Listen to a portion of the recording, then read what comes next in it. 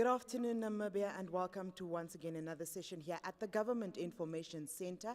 I am your host, and my name is Shianua Desire Kahia. Today's session, we are looking at the roles and functions of regional councils, local and traditional authorities in service delivery. We have a healthy panelist group that will help us to answer some of the questions that we received from our Namibian people on the street with regards to understanding what these various councils and offices do and how they are structured. Usually at this point of our sessions, we have a COVID update for you, but we will be giving it to you a bit later on once we have received it. Introducing my panelists this afternoon, I will start off with Mr. Mane Krier, and he is the Strategic Executive for Corporate Services and Economic Development and Urban Management. He is from the municipality of Hentisbai. Good afternoon, Mr. Krier. Good afternoon. Thank you for being with us. Next to him, we have Ms. Priska Anyolo, and she is the Director for Regional Government and Traditional Authorities Coordination, and she is from the Ministry of Urban and Rural Development. Good afternoon, ma'am. Good afternoon. We also have Mr. Clement Mafwila, and he is the Chief Regional Officer with the Commerce Regional Council. Good afternoon, sir. Afternoon. Telephonically, we are also joined by somebody from a traditional authority, and that is Honorable Alpius Kamwi, and he is the Gambela, or in English, the second chief in command for the Masuvia Traditional Authority. Good afternoon, sir.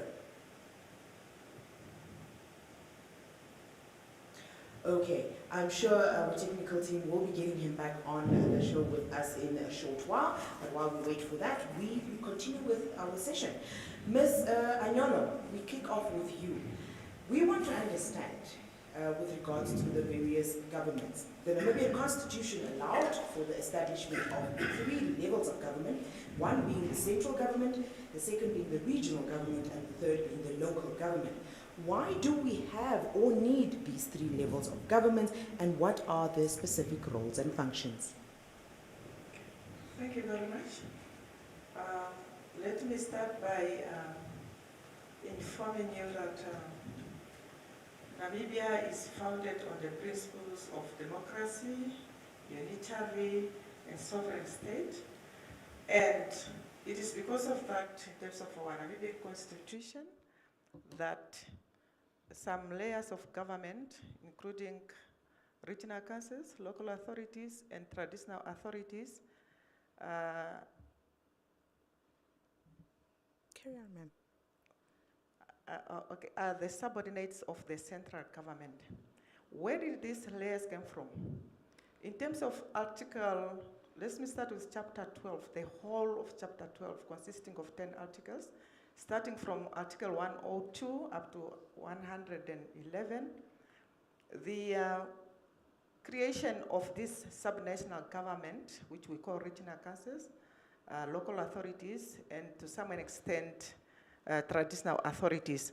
The structure, the establishment, and the administration of these bodies is provided for under this article, and it went to the extent whereby functions, which is the overall functions of these bodies, let me start with the central government, is to provide services to the Namibian people, and it's also to act democratically whenever they are taking their legal duties, which we can call administrative actions. The same applies to the regional councils and local authorities, and traditional authorities as well. Now, we have this 3-tier of government, whereby the last tier, so to say, is the traditional authority, which is responsible for the preserving of Namibian cultures in different communities. It is there to maintain peace and assist Namibian police and government systems in terms of the Traditional Authorities Act, Act number 25 of 2000. And we have another tier, which is local authority. We call it local government. Local government have got a huge responsibility in terms of its legislation, The Local Authorities Act, number 23 of 1992 as amended. It has been amended several times.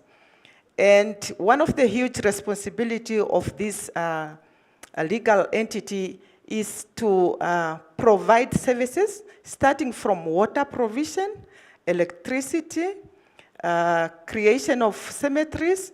We go to sewer and public places, construction of streets, and many more others. Now the regional councils is there to develop the region for the betterment of the inhabitants. Starting from planning is the responsibility of the regional council. It goes to the funds, raising of revenues, is the responsibility of the regional council, including the revenues that is derived from the government in terms of the law. Up to there, thank you. Okay. Thank you very much, Ms. Anyolo. And we would like to now go to Mr. Krier as well as Mr. Mafwila. On your levels, we would like to get better clarity with regards to the structuring of your institutions. If you were to explain it to a layman's person walking outside right now, how is your office structured and who does the highest official in your office report to? Okay. Our organizations are structured in such that we have departments responsible for technical services, some normal services like corporate services, and then you also have financial services. The highest official in the departments would be the department heads, strategic executives, or general managers, but then ultimate senior person in a municipality or local authority is the chief executive officer, who in turn reports to council through a delegated authority through the management committee. That's the basic structure. So you have your council, then you have the management committee, then you get the CEO, the chief executive officer, who is then advised by the department heads who have subordinates. That's the basic flow in terms of structure. Well, that sounds simple enough. I think it's easy for somebody to understand. Yes. So your council, who do they report to? Because if I understood you correctly, they are at the top of the structure, if we were to call it that. Well, what we must know is council runs the affairs of the respective local authority. Mm-hmm. They pass laws, mm-hmm. bylaws, yeah. to make the area conducive for people to live, yeah. for roads to exist. Yeah. So council basically accounts to the mayor, who's the head of chairperson of the council, but then there are certain legal instruments guiding, like the mm-hmm. Local Authority Act 23 of 1992 as amended, yeah. that there are, like for the budgetary allocations and to adhere to the budget, yes. the budget is approved by the Minister of Urban and Rural Development. Okay. But we should know that it's a statute, council is a statute created, yes. and that they have to account. So there are a few things that councils have to adhere to, like the financials have to be audited, mm-hmm. The budgets have to be adhered to, mm-hmm. capital budgets have to be accounted for. Yeah. So basically, it's like an entity on its own that has to live within the confines of the legal instruments. Okay. Now, you spoke about the mayor, basically, who is with council or chairs the council. Did I understand that correctly? Yes. Who does the mayor report to?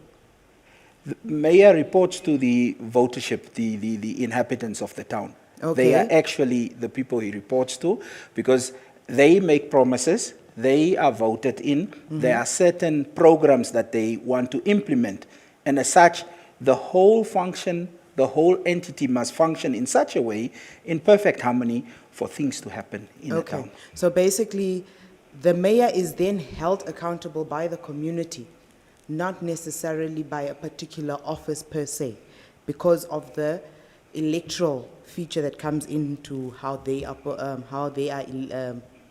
placed into these positions. Okay, we just wanted to get that clarity because I think it's very important for the nation to understand, especially when they have issues, who and how to place their issues. Mr. Mafwila, we now come to the Regional Council. Same thing. How is it structured and who does the highest official report to? Thank you very much. Our structure is similar to the local authority. First, I'll say that we have got the regional council. That's a governing body. Okay. And then its mandate is now to govern, to implement, to coordinate the socio-economic development of the region. Then the second structure you find is management committee.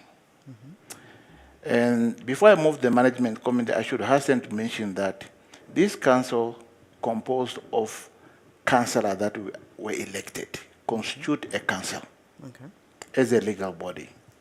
Then comes to management committee. This management committee consists of councillors who were elected among themselves by the regional council. And this council management committee is chaired by a chairperson of the management committee. This chairperson equally chairs both the management committee and the council.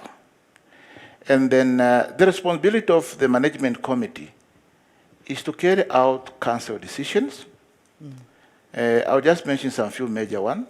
The other one, the management committee is responsible to prepare and present the estimate of revenue and expenditure for approval by council.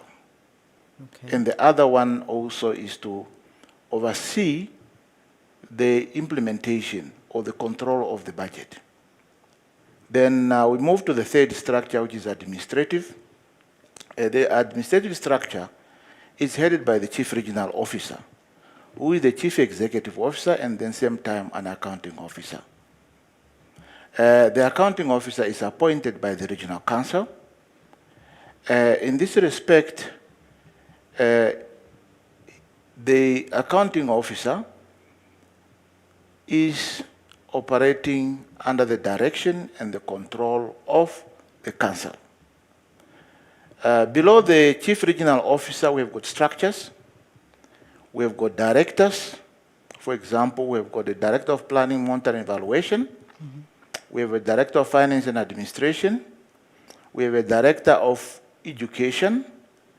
And then on our blueprint structure, we have also a director of health, but that one is not yet with us. And then within those or under those respective directorates, we have got divisions that are headed by deputy directors. Okay.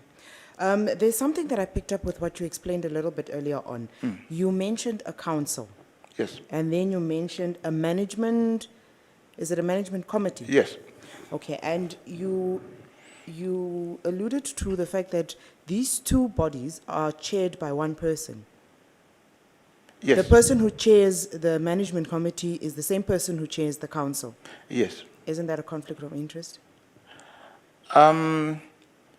Well, that is debatable for now, but as it stands for now, it's both responsible or sharing both the two organs. Okay. Yeah. I'm just asking because, I mean, if you are reporting to yourself, how does that work? It becomes a bit questionable. Yeah, not necessarily. Okay, as I mentioned, that it can be debated in terms of good governance. Yes, you can say so, but nevertheless, when management is presenting recommendation, normally the chairperson's role is to chair the meeting. Okay. Then the members of the management committee will be presenting in all those recommendations to council. Okay. Yes. I know the issue of the separation of functions, the duties, is still something that is debatable, as I mentioned. Yes. Oh, well, Yeah. I think I'd need to see that in action. I'm still not convinced. Yes, you can But come around okay. and you can see it in action. Yes. Yes. Okay, as we mentioned earlier on, we have Honorable Alpius Kamwe, who is in Gambela, and in English, if we're to translate it, he is the second chief in command, and that is for the Masuvia Traditional Authority. Good afternoon, Honorable. How are you? Honorable, hello?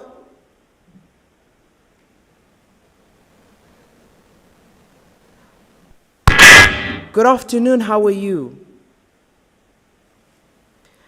Okay, while we try and get the Honorable back online, we continue and we'll come back to him. Ms. Anyolo, there has been an inequality noted in the level of development when it comes to the various regions of our country. With the provision of services, primarily the responsibility of the local government, can you please explain how and where they get the funding, as well as when and how the central government contributes to their budgets? Okay. Thank you very much. Let me start by explaining that there are a number of factors that can be looked at to when it comes to the level of development in every region as well as to every particular local authorities.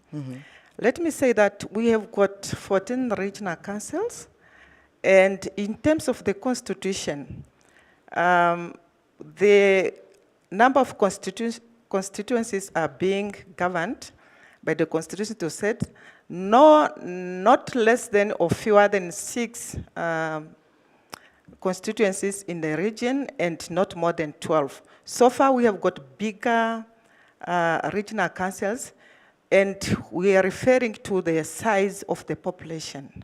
In terms of the population density, we have got Ohangwena and Omsati, and they have got 12 constituencies. Some with fewer members, like Ochodonchupa and Erongo. And for 12. Continue, ma'am. Ochodonchupa and Erongo, they have got 7 number of constituencies. Yeah. Now, we go to the local authorities. We have got 57 local authorities, whereby they are also again put into or classified into categories to say that there are municipalities which, in terms of the income, revenue rising, they can be sort of like self-independent. Yeah. We talk about municipality part 2. There we have got 3 municipalities. Windhoek is one of them. And part 3, they are also municipality, and this classification is done in terms of the Local Authorities Act. There are 10, and then 26 are town councils, and the last level, which is the village council, is having 18 village councils. Okay. Now, when it comes to the, where do they get their money? They got money through the government in 2 manners.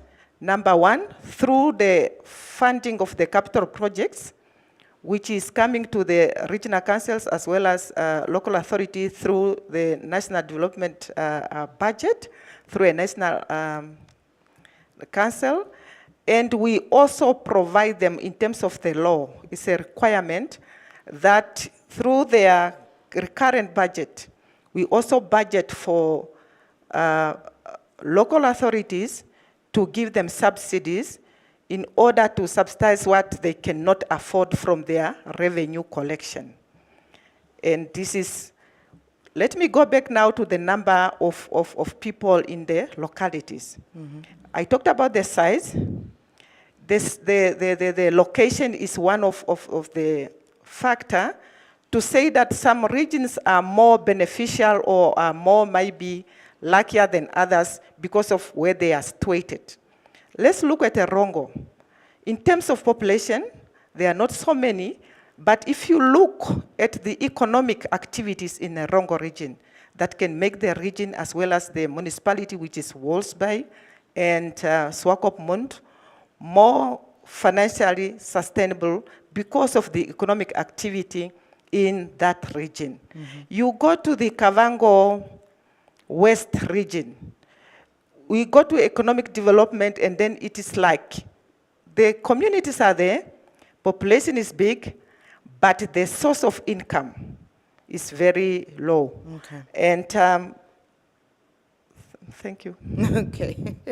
Thank you. I think that was to me, it really helped to kind of break down the different revenue sources for the various councils and the various governments, or at the various levels of governments. We move on back now to Honorable Alpius Kamwe, who is the Ngambela, second chief in command for the Masuvia Traditional Authority. Good afternoon, Honorable. Good afternoon, ma'am. It is great to have you with us this afternoon, and as we said, we are looking at the roles and functions of regional councils, local and traditional authorities in service delivery. But to kick it off, just to help us understand, we would like to know what is or how is your organization structured? How is the traditional authority structured? And who does the highest official report to? Thank you very much for the question.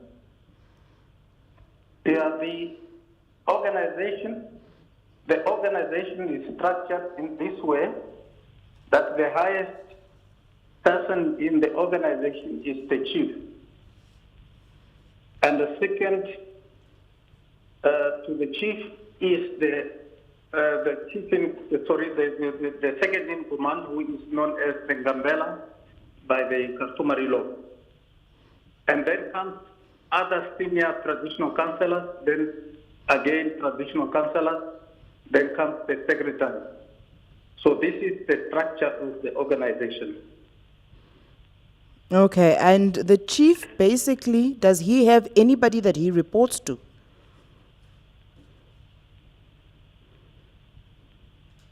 That section is not good. No, I'll repeat that question again. The chief, does he have anybody he reports to? Unfortunately, I don't hear you. Say it once again. Who holds the chief accountable? Who holds the chief accountable? Yes. Yeah, the chief has to report to the traditional council, to the leader, to the council's traditional leaders. Okay, so the chief is basically held accountable by the traditional council itself. Yes, then the council's traditional leaders will also report to the president. Okay. Yeah. Okay. While we still have you on the line, we would actually like to ask you another question.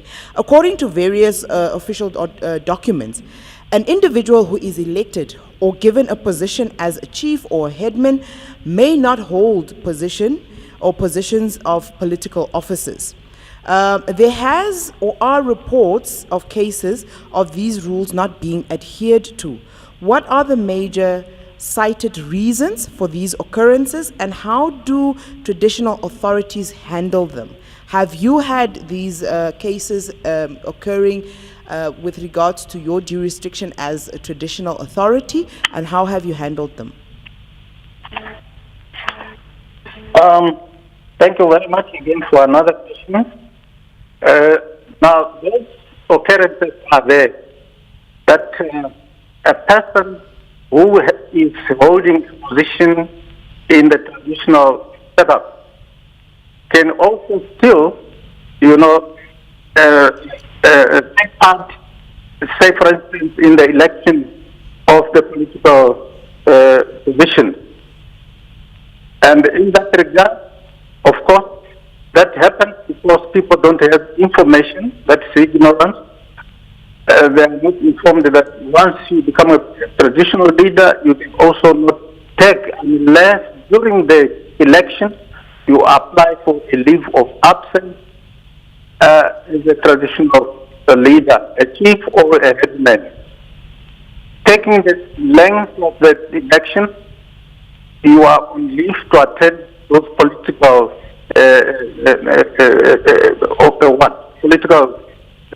elections. So that if you qualify there as a political leader, then you relinquish your traditional office. But should you fail that side, the leave is over, and then you can come back and then assume your duties. Okay. So what the traditional authority is doing is to sensitize the leader, the headmen.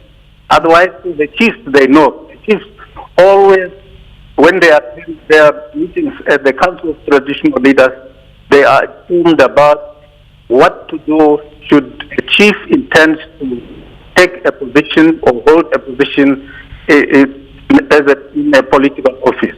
They know. But for the headmen, they don't know. And these are the people that we always call in and then tell them that should you intend to take a position in a political office, you must apply for a leave of absence covering the duration of the election. Once the elections are over and you want to come back, and then you can come back and take your oath. Okay. Yeah.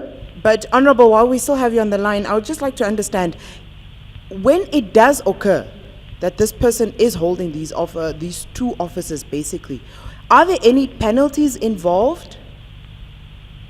Oh, yes. Such a thing happened during the previous election.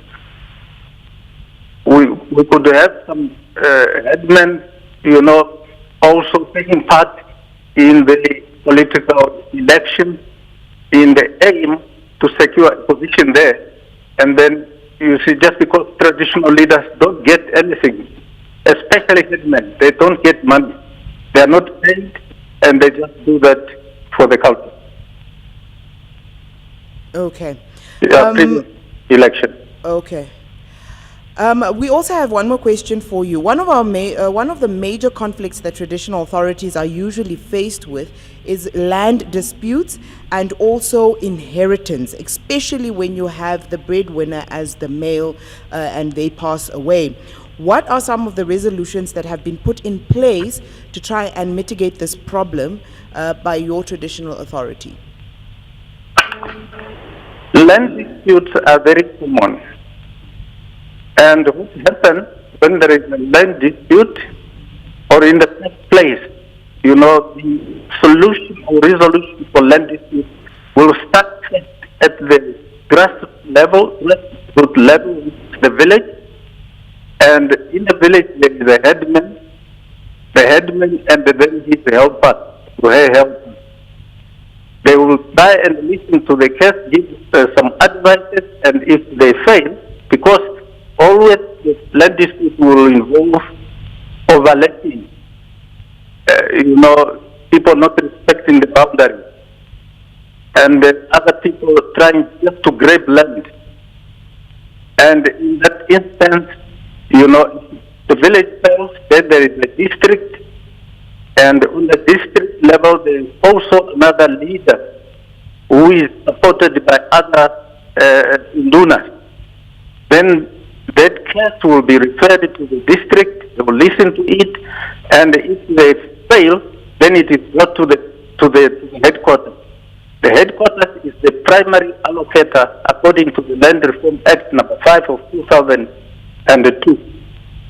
And then that dispute, the two disputing parties will sit there, the complainant will lay a complaint, and then the respondent answers. And, that is how we resolve. Then the one who has now transgressed or tried to get into someone's land, then we will be told to retreat or be given a fine. Now for inheritance, inheritance then comes especially when two married couples, one of the married couple now dies. Then, the surviving spouse will take over. And at the same time, if the surviving spouse also passes over, then the first child of the married couple will take over, inherit those whatever the parents had. And this is how we do it. But there is another scenario, according to the Land Reform Act number 5 2002, that says if the husband passes on, then the surviving spouse, who is a woman, can be married. And then, the woman will take over. And another man will come and marry this woman, right there. And then the surviving, the lady of the woman will pass on, and that man who comes from another place now takes over that land. You know, that one is not yet there, but I don't think it will take it will offer well. People will accept it. I think people will really deal with the Okay. Yeah. Thank you very much, Honorable. Now we come back to our studio as we continue with this discussion. And Mr. Mofila, you will now have to represent all your counterparts, all the regional councils in this question. According to various documents, again, an individual elected in a constituency or as a constituency representative must reside in that area. Do you find cases where this is not adhered to, and how are such cases handled by the relevant authorities? Thank you very much for that question. To start with, I should mention that the Regional Council Act is very clear on that, especially Section 6, subsection 1, paragraph A and Roman figure number 3, where an individual is elected in that respective constituency.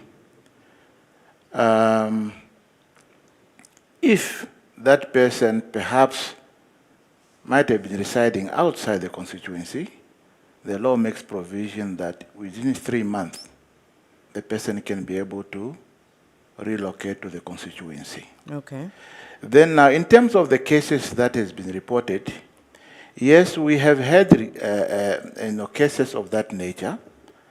Nevertheless, upon investigations, then you realize that it was unfounded, but then in some cases, it arises when some individuals might have dual residence. So people have a feeling that perhaps that person is not residing in that constituency.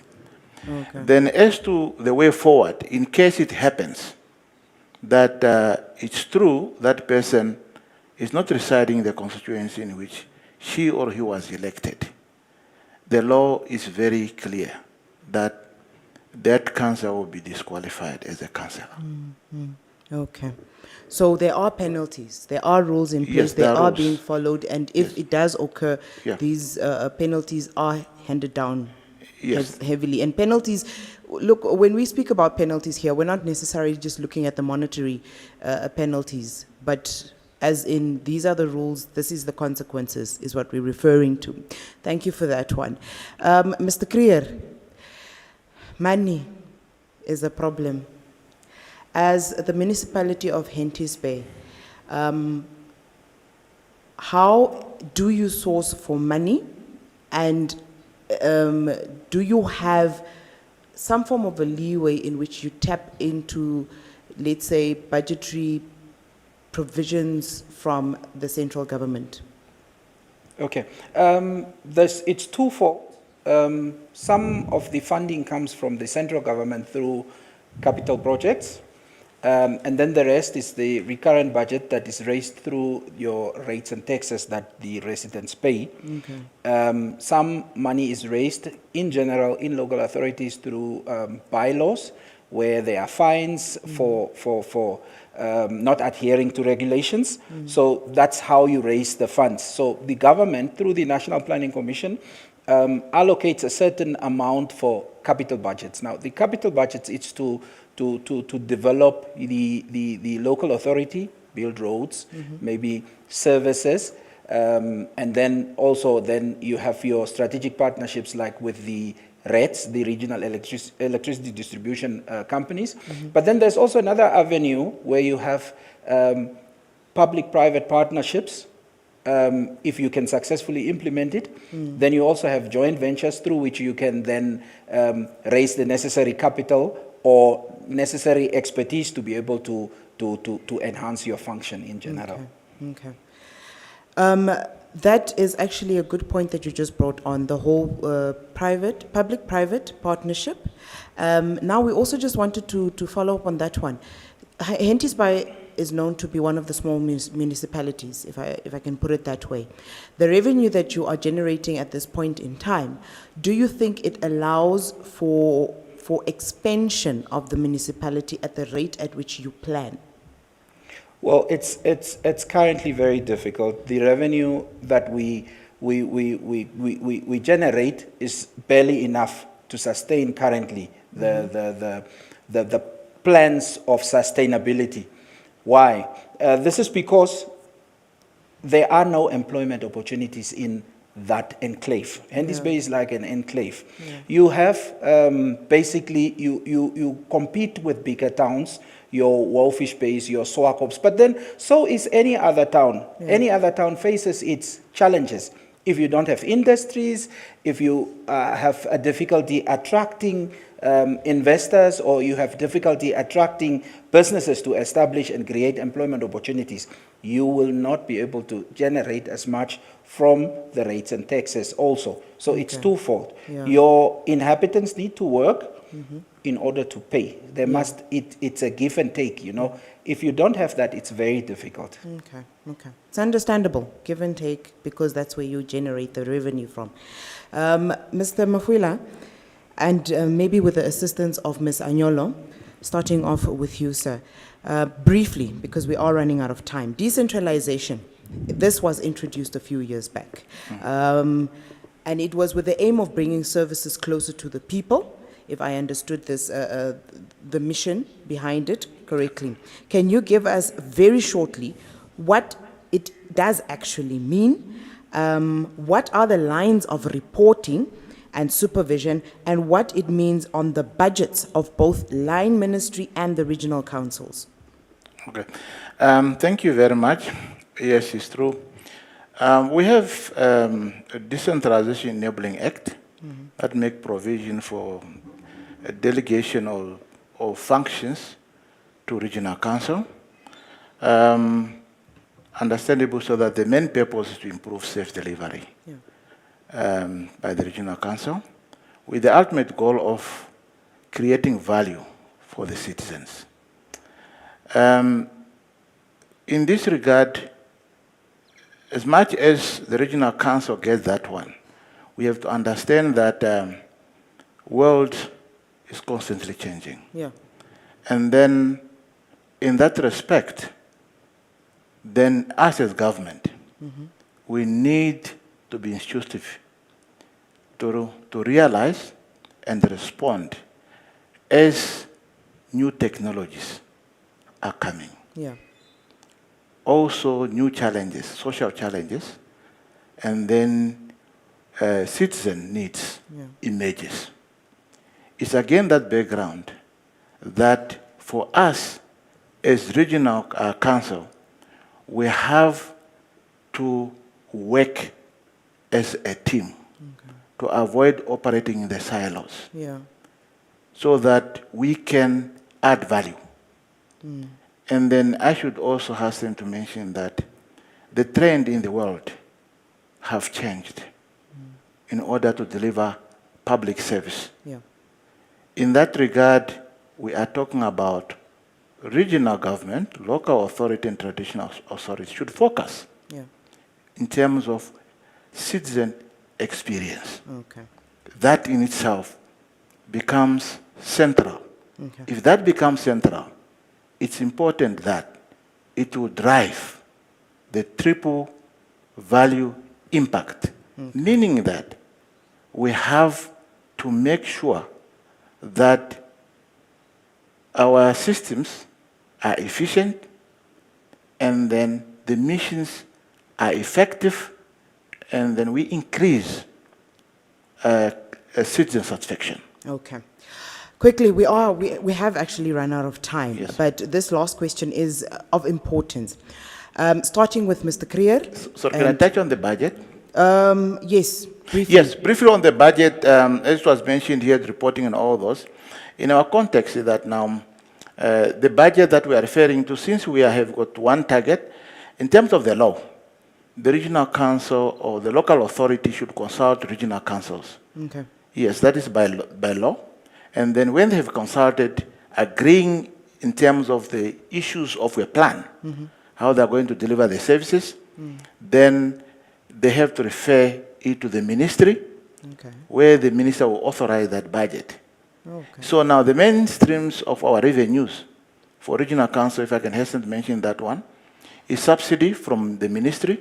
Secondly, for regional council, we are talking about those who have got local authorities, the levy, and the other sources. Okay. But that's how the reporting structure is in Yeah. terms of the budget. Oh, okay. Thank you. Getting back to that question that I was stating, what methods of invitation for council meetings are employed by your institution, Mr. Creer? Okay, ideally, it should be all channels that can reach the public. Okay. But in our institution, we use notices and announcements. Okay. That's what we basically use, and that's how we get the message across. Okay. Is it effective? What is It- the percentage plus minus of attendance by the public? Currently, at the present stage, the interest is not that much. So you find when there are topics of interest, it's overwhelming, but otherwise, it's here and there. It's not massive. Okay. Yes. Do you do civic education with regards to council meetings and the importance of the public we do attendance? to a certain extent, but I think it needs to be enhanced. Okay. The public engagement needs to be Okay. enhanced. Mr. Mufula, same question. Yes. Methods Okay, in terms of invitation. the meetings, we should admit, but before I do that one, we must understand that one of the trends I've mentioned here, we are talking about smart government. And our local authority, we are talking about smart solution Okay. to address these issues. Yeah. When it comes to communication, I would still admit that we are still doing the traditional way Okay. in terms of the rules and procedures, where we send notices to the regional councils, regional councillors, with the expectation that they will communicate to the public. Nevertheless, as it is now, given the technology I have mentioned, we are moving into posting those meetings Yeah. on the website. And then also we are moving in terms of where they don't need to come. Yeah. Then, streaming, social streaming. But we must also understand that one can work well in some regions, but in other regions, we must know that they are rural-based community. Yeah. So the traditional way we're still going to do. Okay. So that's the issue now where we come. But as to the issue of the attendance, it's still not that good. Okay. But we hope with the changes in terms of technology, and then, as civic education, as you've mentioned, we can still reach them in terms of radios and other issues. I thank you. Okay. Thank you very much for our panelists. I know we were really pressed for time, but I'm glad that you availed your time so that we can give a little bit of insight on some of these things, functions, so that people can be well informed. Even when they have issues, they will be more educated or more knowledgeable on who to approach with regards to which issue that they do have. And you, as our viewer, thank you very much for joining us this afternoon. And we do actually encourage you to subscribe to our social media platforms, subscribe to our YouTube channel at MICT Namibia, and also you can find us on Facebook, that is at Ministry of Information and Communication Technology, and that is also where you can place your comments and so forth. If you have any, you can also give us ideas of any topics that you feel are of great interest to you and you would want us to handle those. Our handle on Twitter, we are at MICT Namibia. That is on Twitter as well.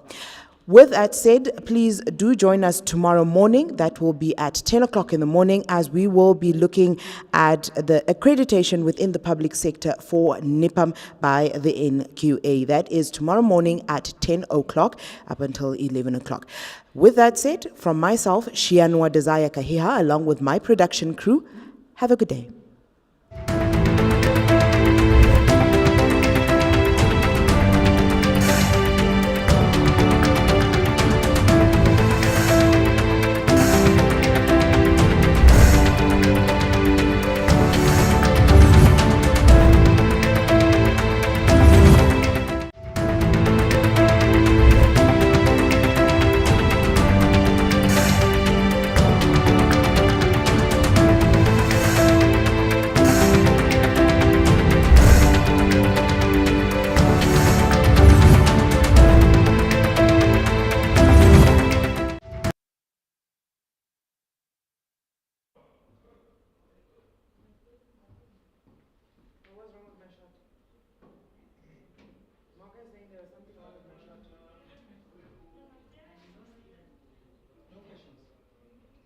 Thank you very much. Sorry. No, unfortunately not. I think it's the whole technical thing because we were using the telephone line to connect with the Ngambela. That is usually one of our main sources of questions, and then the social media. I didn't get anything from the technical team, so I guess they didn't receive anything either. Most of the time we use phone calls. That's the greatest. Don't get too excited, baby. It's a good thing. They can put you in hot water, trust me. I've really had scenarios